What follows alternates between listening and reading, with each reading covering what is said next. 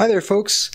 Today I'm recording a short video supplement to my written photo review of the Spyderco Sage 3. I just want to get some quick video footage out there for you to see. Most of the main details, specifications, and some great photos can be found in the written photo review. Look for the link in the description box of this video, and that'll take you to the main review. But last week, if you'll recall, my subscribers will recall that I recorded a video about this Spyderco Sage 2. This is a titanium-handled integral frame lock, an homage to the Chris Reeve Sebenza. And I liked it so much that I did a little checking on some of the other knives in the Sage line and found this Sage 3, which is an homage to the Blackie Collins bolt action lock. Now the whole Sage line, if you'll recall, honors different knife makers. The Sage 2 that I showed you last week, again, honors Chris Reeve. The Sage 3 here, with the bolt action lock mechanism, honors Blackie Collins, just a real innovator and real contributor to the world of knives. So that's pretty neat. And I like the fact that this has G10 handles. They're blue. Now you may recall also a few weeks ago I did a review on this Sprint Run Mannix 2, which I just love. And how I remarked that, darn, I wish I could have gotten in on that Sprint Run Mannix 2 with the blue G10 handles. You can't find it at anywhere near retail. Most everybody that's selling it wants 2 or 3 times retail now because it's an extremely popular model due to the color of the handles, the full flat ground blade in S30V. Well, guess what?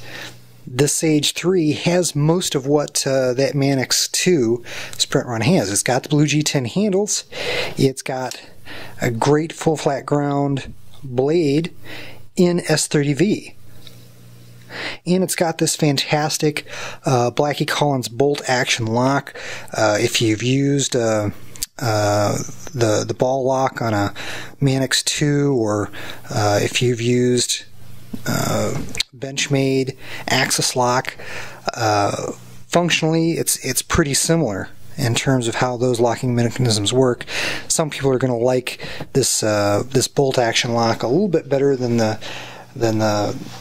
ball lock on the Mannix 2 because of the polymer. Some people think that polymer is kind of ugly. I don't. I think it's just fine, but I think a lot of people are going to like this bolt action even better.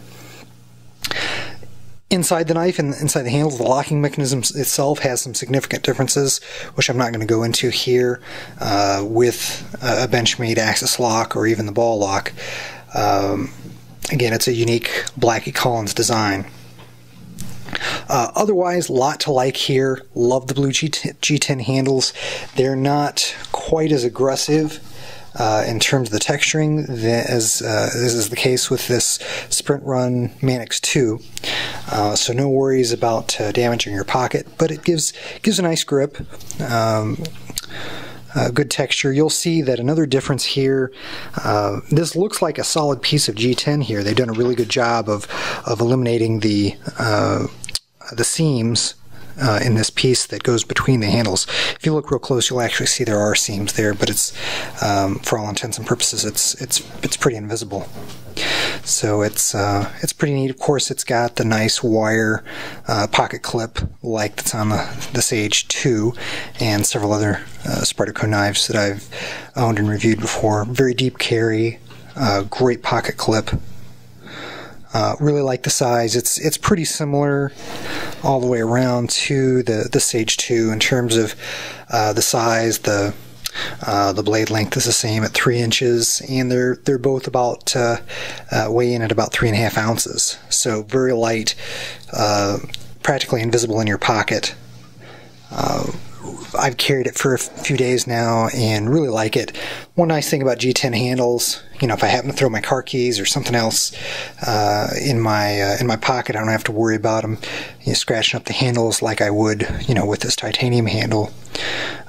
So it's really a good grab and go knife. really nice EDC. Again, it's got a blade length that you can use in all kinds of utility type of cutting situations, but not a bad option in a tactical situation either. So I like this knife a lot. Let me go ahead and get some close-up footage with my macro lens.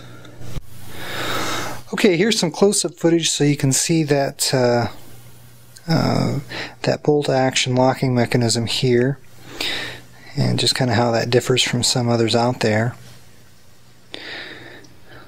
Of course, this is basically the same brushed full flat ground blade that's S30V blade steel that's on the Sage 2. Really like that. There you can see the S30V. Oh, there's some nice angle to see that brushed finish, which I think is so gorgeous. Let me just flip that around. You can see that, yes, this knife, like the Sage 2, Taiwan made, not a big deal. It's certainly a very high quality. Very impressed with it. You can see some close-up of the texturing on the G10 handles there. There's that nice pocket clip. Very nice. There you can see that spine there. So there you have some close-up footage. Okay, well there you have some video footage of the Spyderco Sage 3. I've got it, it's on top, and the Sage 2 is on bottom. You might be asking, hey John, which one do you like better, the Sage 2 or the Sage 3? And it's surprising just how different these two knives are. I would say that the Sage 2 is almost more of a gentleman folder. Not really I don't know if I would put it in the category of hard use, just because it's such a pretty knife. The titanium handles are more susceptible to getting scraped up, whereas that Sage 3, certainly it's gorgeous too because of the blue G10, but it's going to be, in my mind, more robust because of the G10 handles. It's going to be more of a hard use, grab and go, throw anything you want at it kind of knife. The great thing is both of them have the S30V blade steel. Again, just an absolute gold standard in the knife industry. Great edge retention, a little more difficult to sharpen, but it's worth the extra time that you put in on the sharpening stone.